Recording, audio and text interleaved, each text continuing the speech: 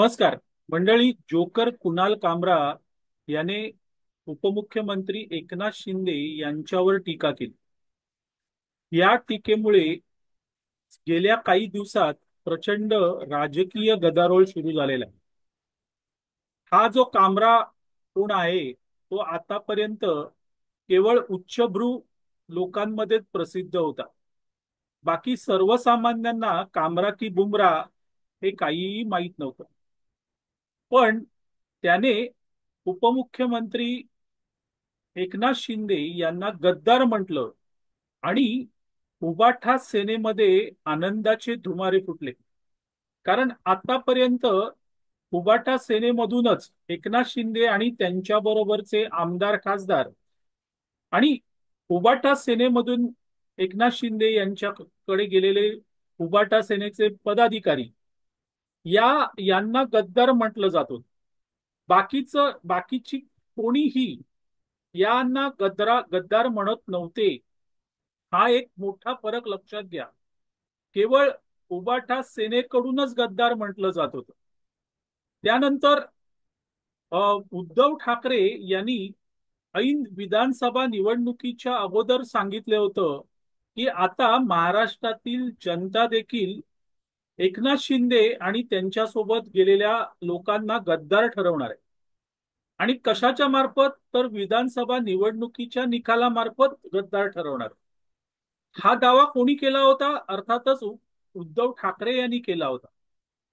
पण तोही दावा फोल ठरला, कारण या विधानसभा निवडणुकीमध्ये एकनाथ शिंदे यांच्या शिवसेनेला मोठं यश मिळालं आणि त्यामुळे गद्दार या शब्दातील सगळी हवाच निघून गेली.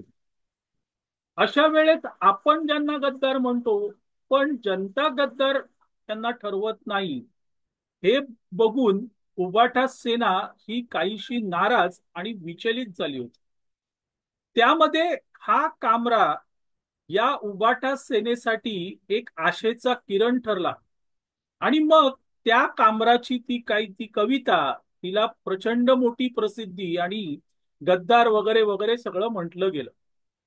पण त्याचं नुकसान किंवा फायदा याचा विचार उबाटा सेनेने केला का? तर मला वाटतं त्यांनी केलेला नाहीये. कामरा जे काही बोलला त्याचा फटका हा शिंदे यांच्या शिवसेनेला बसला का? तर तो बसलेला नाहीये. उलट शिंदे यांच्या शिवसेनेला कामरा जे जे काही बोलला त्याचा फायदाच झालेला. हा फायदा कसा झाला? तर पहिली गोष्ट लक्षात घ्या की हा कुणाल कामरा हा काही सर्वसामान्यांमध्ये प्रसिद्ध नाही. सर्वसामान्य जनतेला हे माहितीच नाहीये की हा कुणाल कामरा कोण आहे. आणि त्यामुळे सर्वसामान्य जनतेपर्यंत त्यांनी केलेली टीका किंवा त्याने म्हटलेलं गद्दार हे पोचलेलंच नाही. आता हे पोचवण्याचा प्रयत्न उद्धव ठाकरे सेना करते आणि त्याचा फटका असा उद्धव ठाकरेला बसलेला आहे की आता लोक म्हणायला लागलेली आहेत की हा कोण कामरा आणि तो काय ठरवणार?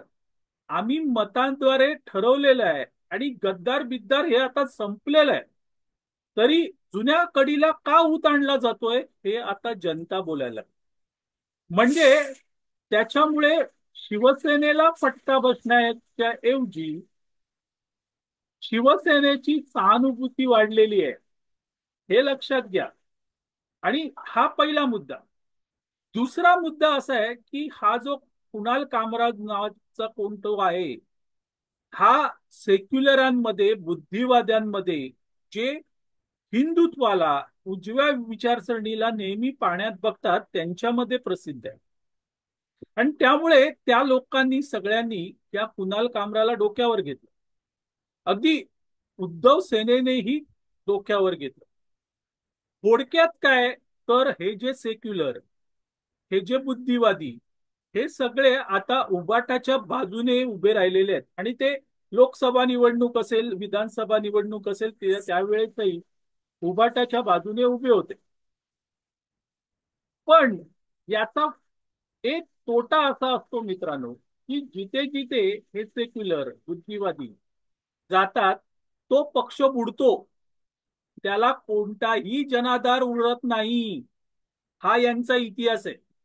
या सेक्युलर बुद्धिवाद्यांचा हा इतिहास आहे. आतापर्यंत बघा मित्रांनो, ज्या ज्या पक्षामध्ये हे सेक्युलर, हे बुद्धिवादी गेले ते पक्ष संपलेले आहेत. पहिला पक्ष प्रजा समाजवादी पक्ष होता, तो संपला. जनता दल होता, तिथे सेक्युलर बुद्धिवादी होते, तो संपला. त्यानंतर मित्रांनो ही मंडळी काँग्रेसमध्ये गेली आणि आता काँग्रेसची अवस्था काय आहे बघा. हीच मंडळी उबाठा सेनेमध्ये गेली, उबाटा सेनेची पुरस्कर्ते झाले आणि आज उबाटा सेना संपली. हे सगळं सुरू आहे मित्रांनो. आणि ही मंडळी कामराच्या बाजूने उभी आहेत. त्यामुळे त्याचा फटका कोणाला बसणार आहे, तर कामराला डोक्यावर घेणाऱ्या राजकीय पक्षाला म्हणजेच उबाटा सेनेला बसणार आहे. आणि तो हळूहळू दिसायला लागलेला. तर हा दुसरा मुद्दा. तिसरा मुद्दा असा आहे मित्रांनो, की या कामरा प्रकरणामुळे शिवसेनेचा, एकनाथ शिंदे यांचा प्रचंड मोठा गाजावाजा झाला. एकनाथ शिंदे नाराज आहेत, ते बाहेर पडतील, त्यांना अमक मिळालं नाही, त्यांना तमक मिळालं नाही, अशा बातम्या या कामराच्या किंवा उबाटा सेनेचा मीडिया सातत्याने देत होता. पण आता परिस्थिती अशी आहे मित्रांनो, की याच कामरामुळे भाजप असेल किंवा अजित पवार यांची राष्ट्रवादी असेल, हे दोन्ही पक्ष शिंदे यांच्या पाठी भक्कमपणे उभे राहिलेले दिसले. आणि शिंदे यांची नाराजी पण आता कुठे दिसत नाहीये. त्यामुळे कामराचं प्रकरण कोणाच्या पथ्यावर पडलं? अर्थातच एकनाथ शिंदे यांच्या शिवसेनेच्या पथ्यावर पडलं. आमच्या मालवणीमध्ये एक म्हण, केला तुका झाला माका. म्हणजे जे काही करायचं होतं, तुझी हानी होईल म्हणून मी करत होतो, पण प्रत्यक्ष माझीच हानी झाली. हा हा अनुभव आता कोण घेत असेल, तर उद्धव ठाकरे यांची उबाठा सेना घेत असेल. मंडळी, तुर्तास इथे थांबतो. आपल्याला हा व्हिडिओ आवडला तर लाईक करा, शेअर करा, लक्षवेधला सबस्क्राईब करा. मी आबा माळकर आपली रजा घेतो. धन्यवाद.